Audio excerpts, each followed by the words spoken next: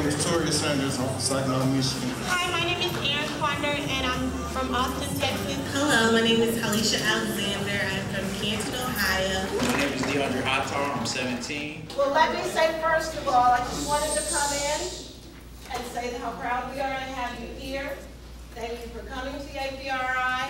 You are representing the organization during the course of this week. We know that you are serious students with serious things on your mind about where you want this organization and your own particular life to go. Salvation for a race, nature, or class must come from within. Freedom is never granted, it is won. Justice is never given, it is exacted. Freedom and justice must be struggled for by the oppressed of all lands and races.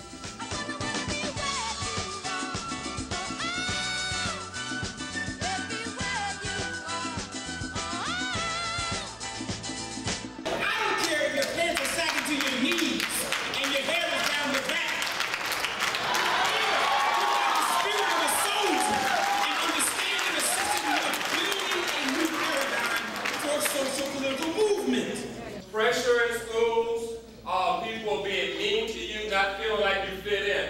You know, some of these things that we're talking about might not relate to you directly, but if you hear any things that you think relate to somebody else, you know, we want to also make sure that we're aware of that. I know 2-year-olds that can hold whole conversations with adults, and you know exactly what they're saying, and they know exactly what you're saying. So if you can hold a conversation with me, you better be able to tell me your ABCs, your colors, your shapes, your numbers, because if you can't, then I'm going to teach you. On the weekends, I have an opportunity to dance with people.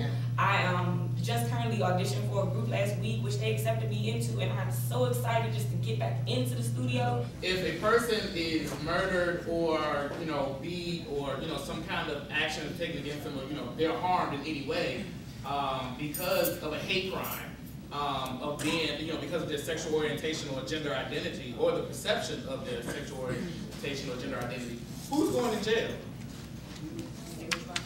More black folks. Do we need more black folks in jail?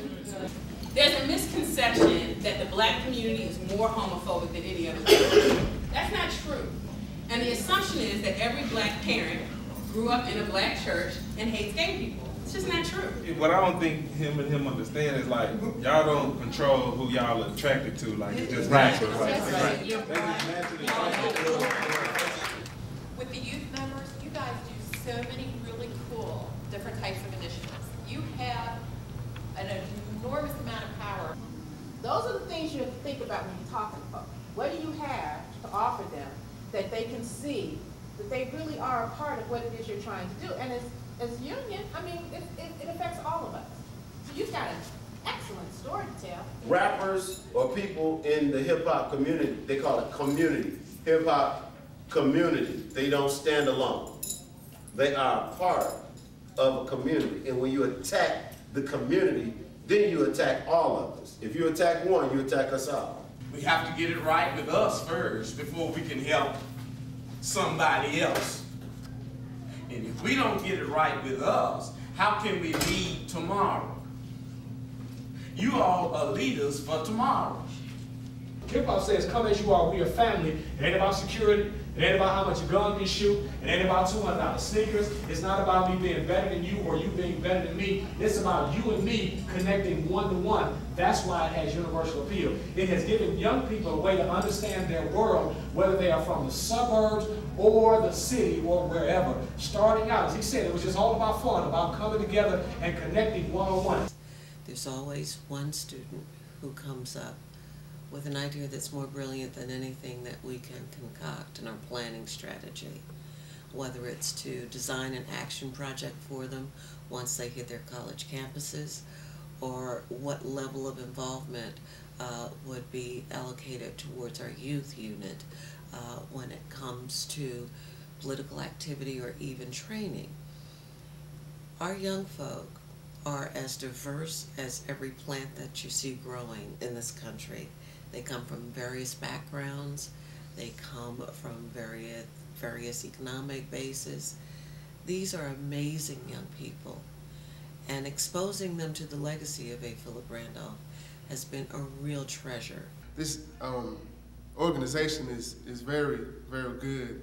It teaches you a lot about being a good person, healthcare, things that, you know, kids my age really don't pay attention to or really even care about. Last fall, after the conference, we learned about how voting and voting registration is important.